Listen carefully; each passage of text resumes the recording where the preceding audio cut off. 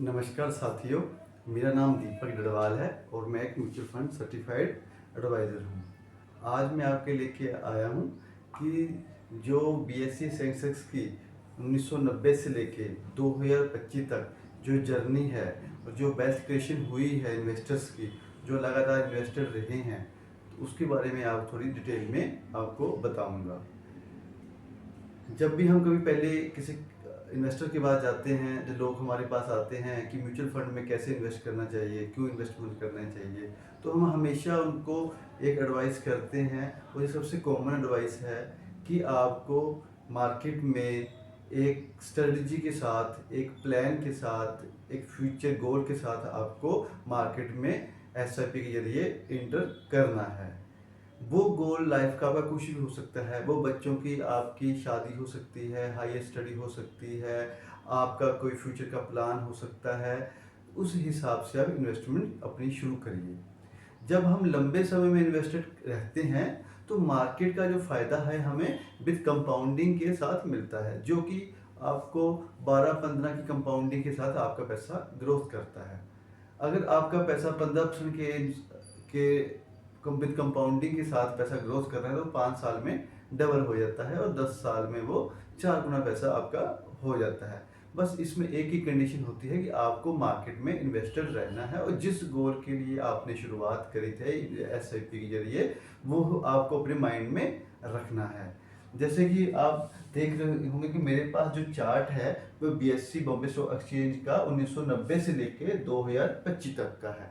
अब जब ये 1990 में शुरू हुआ उसके और 2025 तक इन बिटवीन जो आपको जो ब्लू बॉक्सेस में आपको ये सारे क्राइसिस दिखा रहे हैं, से सारे जो है मार्केट में हुए हैं, मार्केट इनको फेस किया है। जैसे कि 1992 में आप लगा लो, जब इकोनॉमिक्स रिफॉर्म जो है वो शुरू किए थे इंडियन गवर्नमेंट ने, उसके बाद मार्केट में जैसे कैसे जिग जैग अप डाउन है, कई ऐसे क्राइसिस हैं, कई फ्लक्चुएशन हैं जो मार्केट में आई हैं। जैसे कि आप एशियन फाइनेंशियल क्राइसिस आया था 1997 में, और टेररिस्ट अटैक यूएस पे हुआ था 2001 में, जिसको हम 9/11 के नाम से जानते हैं। फिर उसके बाद वाजपेयी जी सरकार उनकी हार गई थी, यूपीए 1 गवर्नमेंट आई थी इलेक्शन में। उसके बाद देखिए मार्केट ने फिर जैसे कैसे कितनी ग्लोबल क्राइसिस हुआ, फिर लेमैन ब्रदर्स का जो बैंकरप्सी है, अमेरिका के जो बैंक है जो कि बहुत बड़ा एक बैंक था अमेरिका का, वो बैंकरप्ट हो गया था। उसके बाद यूपीए 2 फिर से जीत के आई है सरकार में। और फिर चाइना का क्रैश है। उसके बाद आपकी फिर एनडीए की जो गवर्नमेंट है 2014 में मोदी जी आए हैं। उसके बाद उन्होंने डीमोनेटाइजेशन किया। तो उसके बाद ये जीएसटी इम्प्लीमेंटेशन है, फिर ग्लोबल पैंडेमिक क्राइसिस है, फिर कोविड-19 आया है, यूक्रेन रशिया वार है। मार्केट नीचे आती गई और मार्केट वापस उसी तेजी के साथ मार्केट ऊपर की तरफ को जाती रही। तो ऐसे ही अब जो सेंसेक्स है वो फिर से जो है डाउन ट्रेंड में है, क्योंकि वो जो ट्रम्प वाला जो टैरिफ वार है वो चल रहा है। उसका भी इम्पैक्ट थोड़ी टाइम जो है मार्केट पे रहेगा। और आपको देखेंगे कुछ समय बाद ये भी जो इसका जो प्रभाव है वो कम होता जाएगा और मार्केट फिर से आपको ऊपर जाती हुई दिखाई देगी।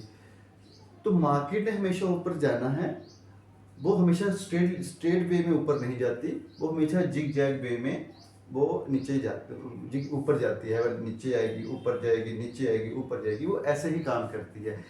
अगर इसमें फ्लक्चुएशन ना हो, मार्केट में अप डाउन ना हो, तो आपका इतना रिटर्न आप बाकी एसेट क्लास के मुकाबले सबसे रिटर्न जो है म्यूचुअल फंड ही बनाता है। अगर इसमें वोलेटिलिटी नहीं हो तो आपका जो भी रिटर्न है वो भी कम बनेगा।